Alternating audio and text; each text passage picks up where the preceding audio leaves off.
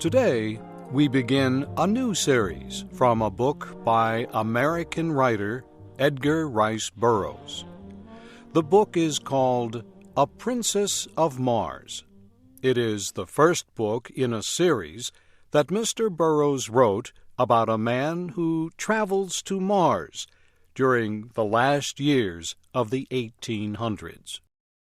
There, the man meets strange beings and sees strange sights.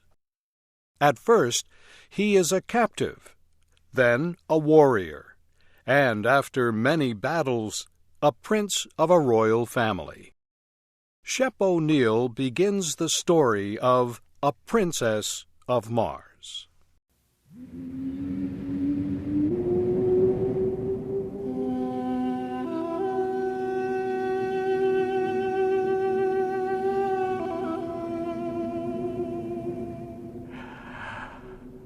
I am a very old man. How old, I do not know. It is possible I am 100, maybe more. I cannot tell because I have never aged as other men do.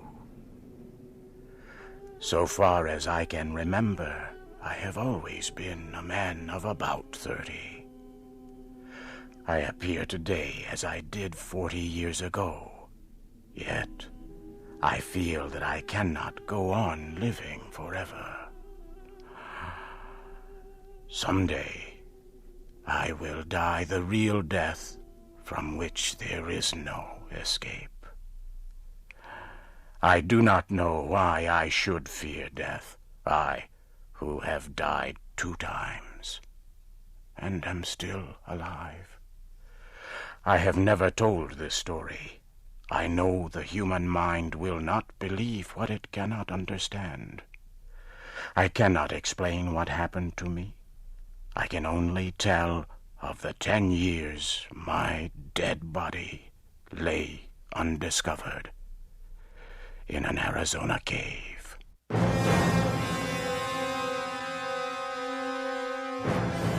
My name is John Carter. I am from the state of Virginia. At the close of the Civil War, I found myself without a home, without money, and without work. I decided the best plan was to search for gold in the great deserts of the American Southwest. I spent almost a year searching for gold with another former soldier, Captain James Powell, also of Virginia. We were extremely lucky. In the winter of 1865, we found rocks that held gold. Powell was trained as a mining engineer. He said we had uncovered over $1 million worth of gold in only 3 months. But the work was slow, with only 2 men and not much equipment. So we decided Powell should go to the nearest settlement to seek equipment and men to help us with the work. On March 3rd, 1866, Powell said goodbye. He rode his horse down the mountain toward the valley. I followed his progress for several hours. The morning Powell left was like all mornings in the deserts of the great Southwest, clear and beautiful. Not much later, I looked across the valley. I was surprised to see 3 riders in the same place where I had last seen my friend. After watching for some time, I decided the 3 riders must be hostile Indians. Powell, I knew, was well armed and an experienced soldier, but I knew he would need my aid. I found my weapons, placed a saddle on my horse, and started as fast as possible down the trail taken by Powell. I followed as quickly as I could until dark. About 9 o'clock, the moon became very bright. I had no difficulty following Powell's trail. I soon found the trail left by the 3 riders following Powell. I knew they were Indians. I was sure they wanted to capture Powell. Suddenly I heard shots far ahead of me. I hurried ahead as fast as I could. Soon I came to a small camp. Several hundred Apache Indians were in the center of the camp. I could see Powell on the ground. I did not even think about what to do. I just acted. I pulled out my guns and began shooting. The Apaches were surprised and fled. I forced my horse into the camp and toward Powell. I reached down and pulled him up on the horse by his belt. I urged the horse to greater speed. The Apaches, by now, realized that I was alone and quickly began to follow.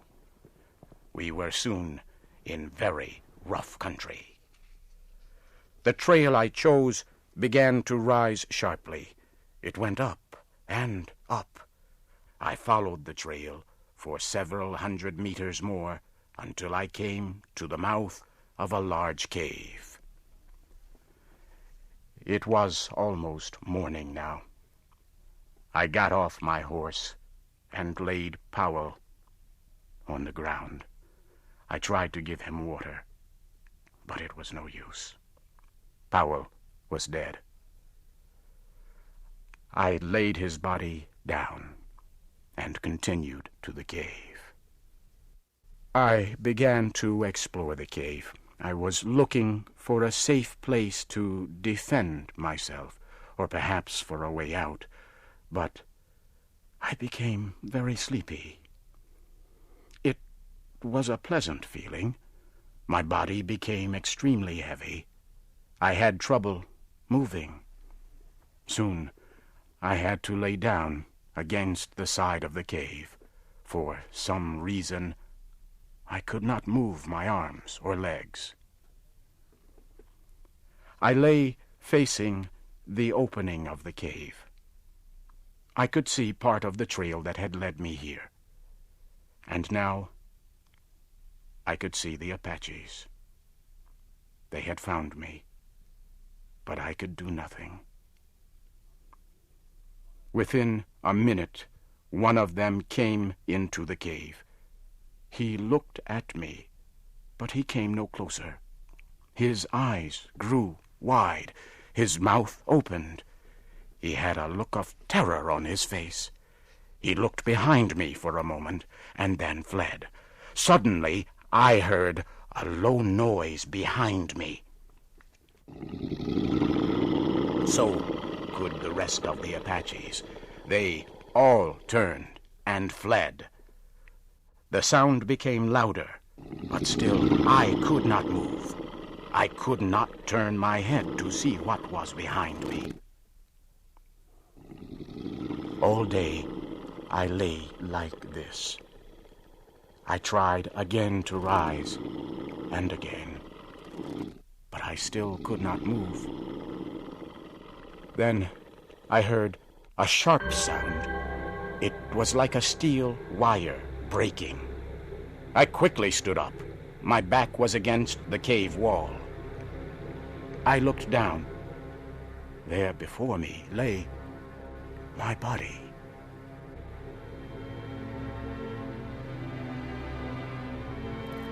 For a few moments, I stood looking at my body. I could not bring myself to touch it. I was very frightened.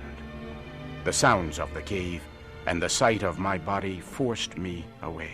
I slowly backed to the opening of the cave. I turned to look at the Arizona night. I could see 1,000 stars. As I stood there, I turned my eyes to a large red star. I could not stop looking at it. It was Mars, the red planet, the red god of war. It seemed to pull me near. Then, For a moment, I closed my eyes. There was an instant of extreme cold and total darkness. Suddenly, I was in deep, dreamless, peaceful sleep.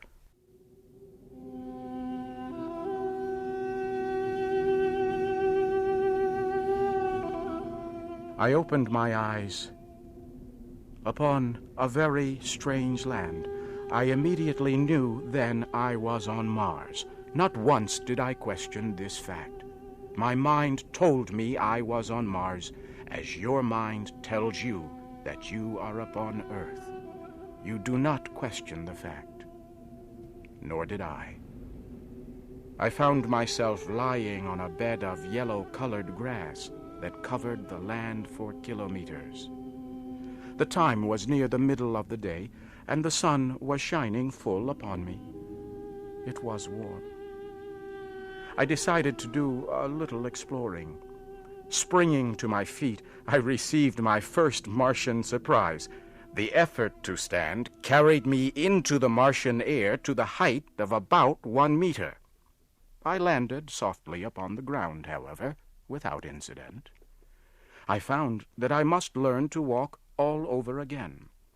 My muscles were used to the gravity of Earth. Mars has less gravity. My attempts to walk resulted in jumps and hops, which took me into the air. I once landed on my face. I soon learned that it took much less effort for me to move on Mars than it did on Earth. Near me was a small, low wall. Carefully, I made my way to the wall and looked over. It was filled with eggs, some already broken open. Small, green creatures were in them. They looked at me with huge red eyes.